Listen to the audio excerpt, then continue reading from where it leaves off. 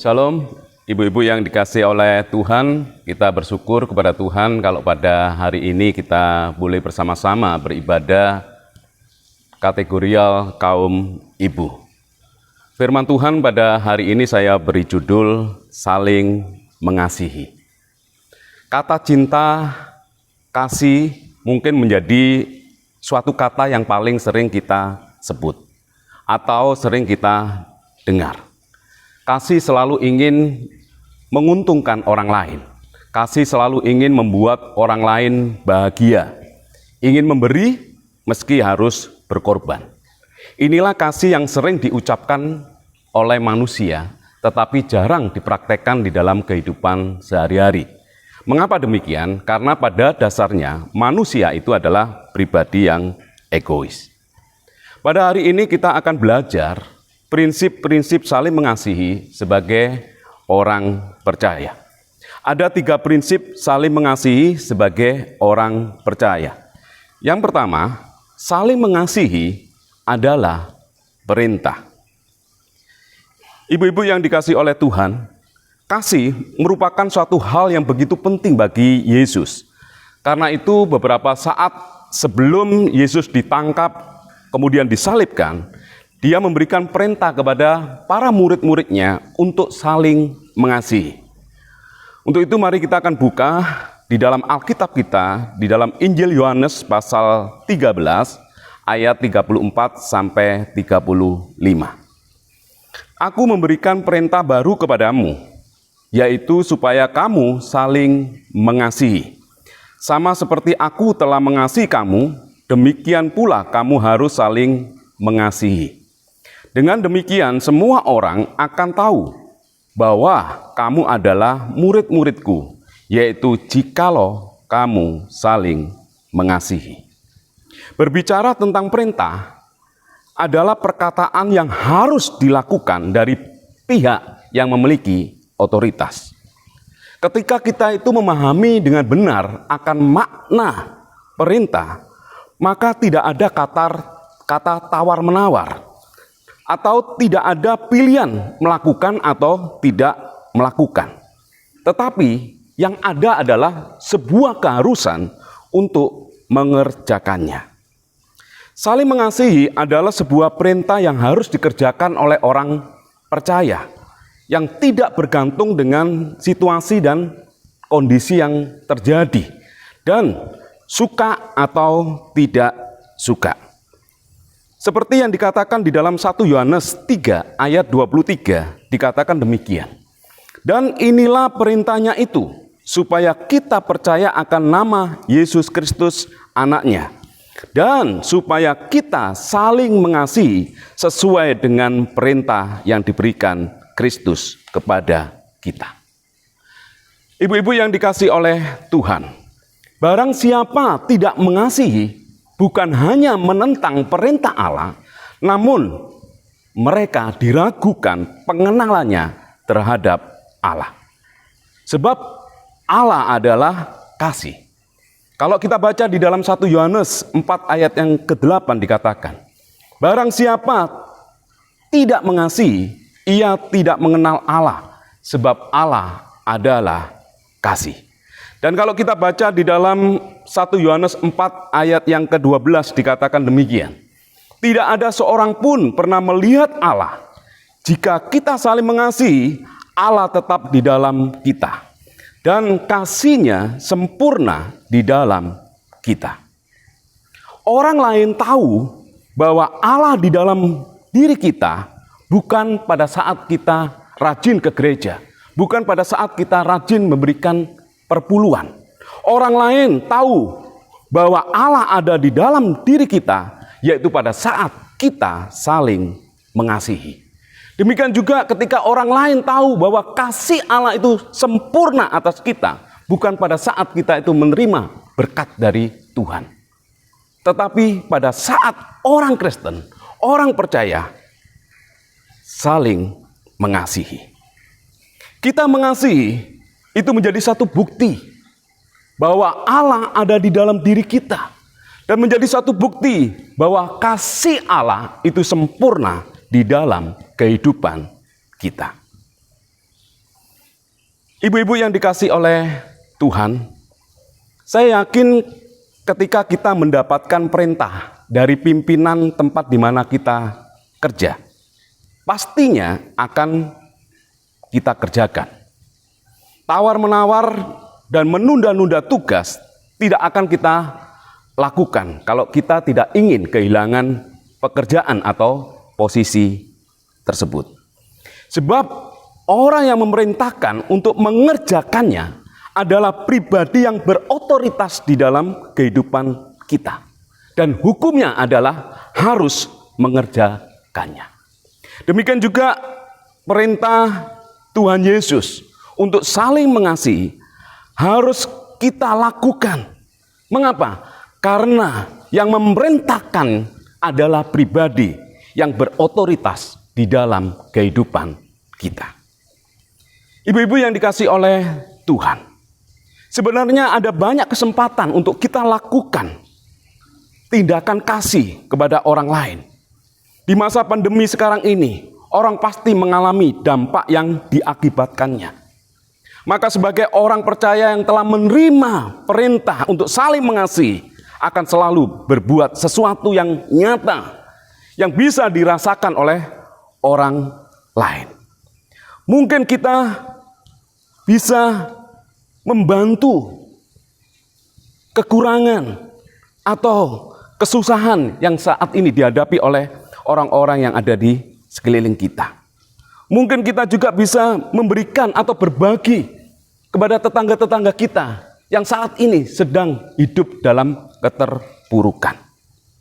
Marilah kita membuka hati kita. Marilah kita membuka telinga kita terhadap orang-orang yang ada di sekitar kita yang memerlukan bantuan.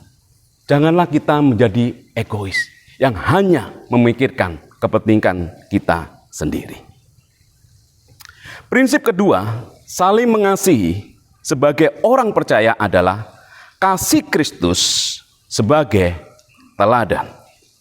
Yesus Kristus adalah teladan kasih kita kepada sesama. Kasih yang ditunjukkan oleh Kristus di dalam kehidupan kita tidak dapat diukur dengan barang yang fana, emas atau perak. Mengapa demikian? Sebab nilai kasih Kristus itu sangat mahal, yaitu darah Kristus. Yang sama seperti darah anak domba yang tak bernoda dan tak bercacat. Itulah kasih yang Tuhan tunjukkan di dalam kehidupan kita. Itulah kasih yang Tuhan telah buktikan kepada kita, yaitu kasih yang bernilai sangat-sangat mahal. Kalau kita baca di dalam Roma pasal 5 ayat yang ke-8, dikatakan demikian. Akan tetapi Allah menunjukkan kasih-Nya kepada kita, oleh karena Kristus telah mati untuk kita ketika kita masih berdosa. Kasih Kristus dinyatakan kepada kita tidak melihat bagaimana keadaan kita pada saat itu. Allah mengasihi kita tidak menunggu kita berubah baik dulu, tetapi Allah mengasihi kita sejak kita dalam dosa. Dan kasih itu dianugerahkannya kepada manusia pada saat manusia masih berdosa. Itulah kasih Allah yang disebut dengan kasih tanpa syarat. Ibu-ibu yang dikasih oleh Tuhan, mungkin kita pernah bertanya kepada orang muda yang akan menikah. Ketika kita bertanya, kenapa kamu mau menikah sama dia? Mungkin jawabannya adalah, oh, karena saya cinta. Dan ditanya kembali, kenapa kamu cinta? Ada yang menjawab, karena dia cantik, karena dia kaya, karena dia pintar. Sebab kalau diajak ngomong, itu nyambung. Mereka cinta karena cinta mereka penuh dengan syarat. Menjadi satu pertanyaan, apa yang terjadi jika syarat tersebut ternyata tidak bisa dipenuhi lagi? ngobrol tidak bisa nyambung lagi. Wajahnya gak cantik lagi. Karena satu dan lain hal, bisnisnya bangkrut sehingga tidak kaya lagi. Apa yang terjadi? Tapi itulah cinta dengan syarat yang berbeda dengan kasih Kristus yang diberikan kepada kita, yaitu kasih tanpa syarat. Sebagai orang Kristen yang telah menerima kasih Kristus di dalam kehidupannya, seharusnya tidak perlu menetapkan standar-standar tertentu ketika kita melakukan tindakan kasih kepada orang lain. Tindakan kasih yang kita lakukan kepada orang lain itu bukan untuk keuntungan kita sendiri, tetapi memberikan keuntungan kepada orang lain. Jangan pernah pilih-pilih kepada orang yang akan kita kasihi. Bahkan orang yang dianggap tidak layak menerima kasih kita, justru merekalah yang harus kita kasihi. Ibu-ibu yang dikasihi oleh Tuhan, prinsip ketiga saling mengasihi sebagai orang percaya adalah saling mengasihi bukan perkataan, tetapi perbuatan. Mari kita baca di dalam bacaan firman Tuhan 1 Yohanes 3 ayat yang ke-18. Anak-anakku, marilah kita mengasihi bukan dengan perkataan atau dengan lidah, tetapi dengan perbuatan dalam kebenaran. Kasih Alkitabiah lebih dari sekedar perasaan. Kasih ini bersifat aktif. Perintah bagi orang Kristen tidak hanya mengembangkan perasaan-perasaan kasih kepada orang lain. Apalah artinya beribu-ribu perkataan kasih, tetapi tanpa perbuatan. Kasih yang sejati pasti berhubungan dengan yang namanya perbuatan. Semua orang yang telah memahami dan mengalami kasih Kristus yang sempurna di atas kayu salib harusnya suka menolong orang lain, sehingga orang lain itu bisa merasakan kasih Allah. Dan bukan hanya itu saja, tetapi orang yang tersebut bisa meneladani kasih yang dia terima. Saya teringat ketika masih remaja, saat pulang dari ibadah dengan mengendarai sepeda angin. Nah, dalam perjalanan itu tiba-tiba saudara saya menghentikan sepedanya persis di depan orang yang berjualan gorengan. Kemudian saudara saya turun dari sepeda dan berjalan menuju orang yang jualan gorengan tersebut untuk membeli beberapa gorengan. Kemudian setelah dia naik kembali ke sepeda, saya tanya, gorengan itu untuk siapa? Kata saudara saya, untuk ibu. Saat itu Roh Kudus berbicara di dalam diri saya. Mengapa kamu tidak melakukannya? Pada saat itu saya benar-benar tertempelak dan sadar ketika Roh Kudus mengingatkan tindakan kasih yang dilakukan oleh saudara saya kepada ibunya.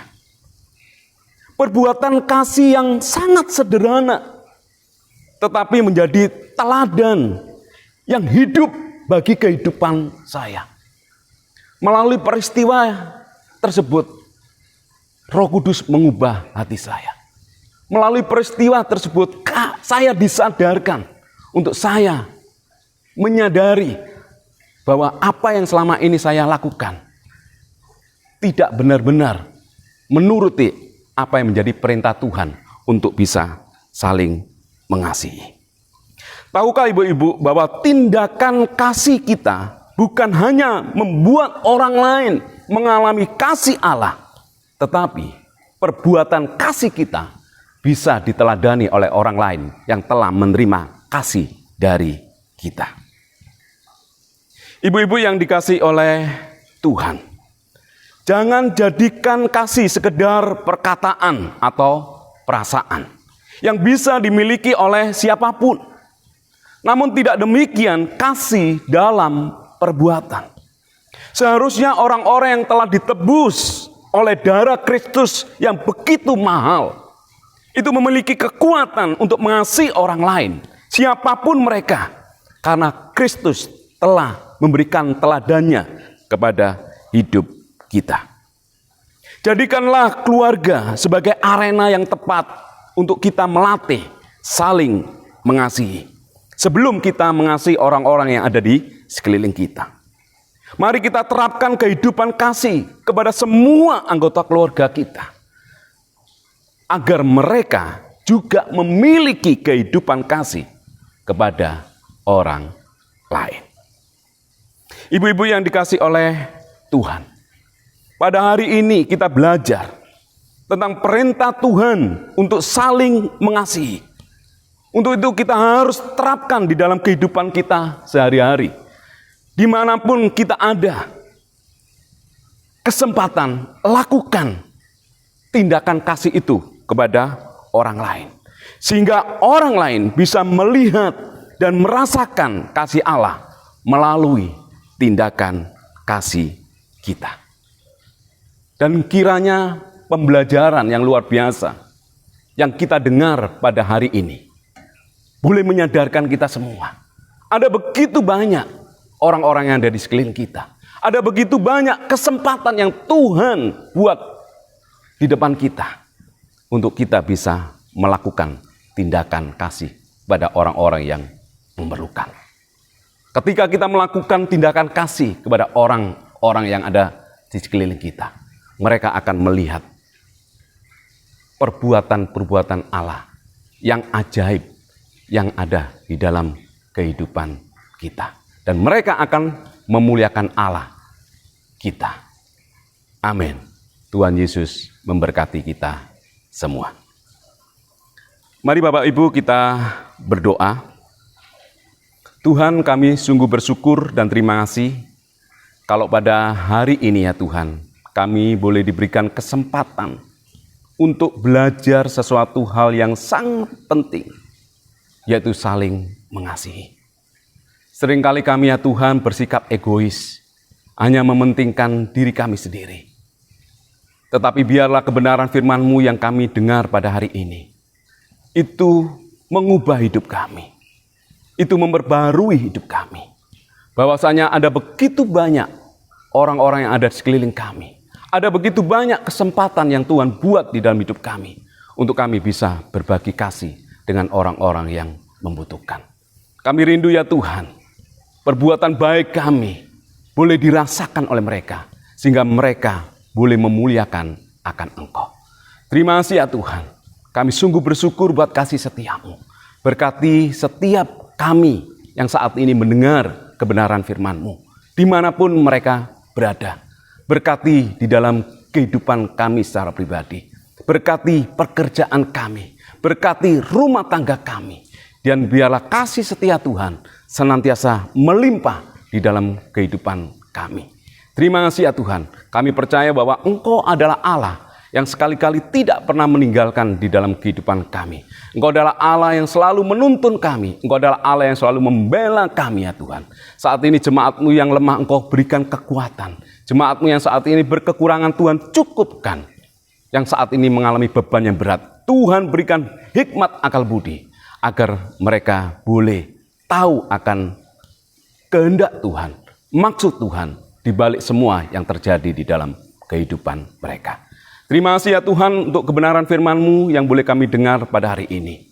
Terima kasih untuk kasih setia-Mu. Hanya di dalam nama Tuhan Yesus Kristus kami sudah berdoa dan mengucap syukur. Haleluya. Amin. Tuhan Yesus memberkati.